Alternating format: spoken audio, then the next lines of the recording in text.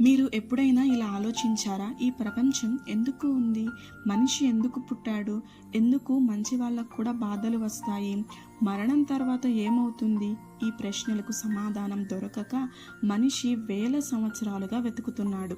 కానీ ఆశ్చర్యం ఏమిటంటే ఈ ప్రశ్నలన్నిటికీ సమాధానం ఒకే పుస్తకంలో ఉంది. ఆ పుస్తకమే బైబిల్. ఫస్ట్ క్రియేషన్, దేవుని సృష్టి. బైబిల్ మొదటి పుస్తకం ఆదికాండము. అక్కడ మొదటి వాక్యం ఇలా చెప్తుంది: ఆదిలో దేవుడు ఆకాశమును భూమిని సృష్టించాడు. దేవుడు మాటతోనే ప్రపంచాన్ని సృష్టించారు. మొదటి రోజు వెలుగు, రెండవ రోజు ఆకాశం, మూడవ రోజు భూమి మరియు చెట్లు, నాలుగవ రోజు సూర్యుడు, చంద్రుడు, ఐదవ రోజు పక్షులు మరియు చేపలు, ఆరవ రోజు జంతువులు. కానీ ఈ సృష్టిలో అత్యంత ముఖ్యమైనది మనిషి. దేవుడు మనిషిని తన స్వరూపంలో సృష్టించాడు. మొదటి మనిషి పేరు ఆదాము, మొదటి స్త్రీ పేరు అవ్వ. వారిని దేవుడు అందమైన ప్రదేశంలో ఉంచారు. ఆ ప్రదేశం పేరు ఏదెను తోట. అక్కడ దేవుడు వారితో నేరుగా మాట్లాడేవారు. అక్కడ భయం లేదు, బాధ లేదు, మరణం లేదు. ఇది దేవుని సకల ప్రణాళిక. కానీ ఆ ఆనందం ఎక్కువ కాలం నిలవలేదు. రెండవదిగా ఫాల్, పాపంలో పడిపోవడం. ఇక్కడే స్టోరీ పూర్తిగా మారిపోతుంది. ఒకరోజు పాము అవ్వని మోసం చేసింది. దేవుడు ఒక చెట్టు ఫలాన్ని తినకూడదని ఆజ్ఞ ఇచ్చారు.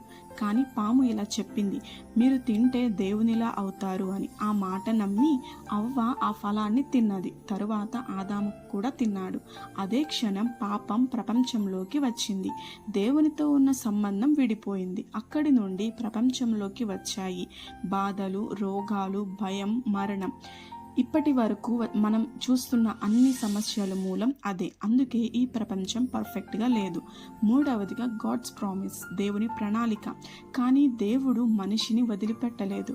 దేవుడు ఒక గొప్ప వాగ్దానం చేశారు: ఒకరోజు ఒక రక్షకుడు వస్తారు, ఆయన మనిషిని పాపం నుండి రక్షిస్తారు అని.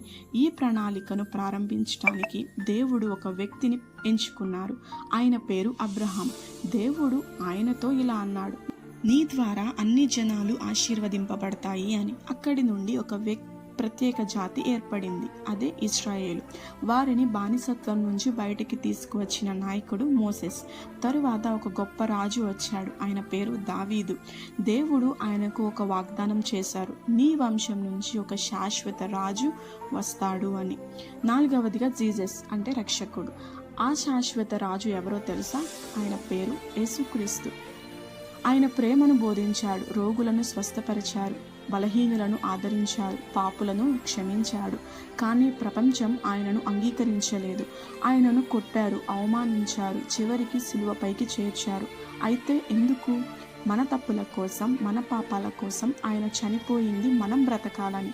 కానీ కథ అక్కడితో ముగియలేదు. మూడవ రోజు ఆయన తిరిగి లేచారు. అది పునరుద్ధానం. ఇప్పటి నుండి ఎవరు ఆయనను నమ్మితే వారికి నిత్య జీవం లభిస్తుంది. ఐదవదిగా రెస్టోరేషన్, క్రొత్త భూమి. బైబిల్లో చివరి పుస్తకం బుక్ ఆఫ్ రెవల్యూషన్స్, ప్రకటన గ్రంథము. అక్కడ ఒక గొప్ప వాగ్దానం ఉంది: ఒకరోజు దేవుడు క్రొత్త ఆకాశం, క్రొత్త భూమి సృష్టిస్తాడు. అక్కడ కన్నీళ్లు ఉండవు, బాధ ఉండదు, మరణం అసలే ఉండదు. దేవుడు మనుషులతో మళ్ళీ నివసిస్తారు.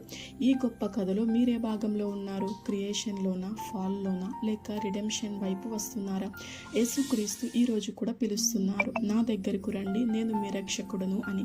ఈ నిర్ణయం మీ జీవితాన్ని మార్చగలదు. ఈ సందేశం మీ హృదయాన్ని తాకితే లైక్ చేయండి, షేర్ చేయండి మరియు ఈ ఛానల్ని సబ్స్క్రైబ్ చేసుకోండి.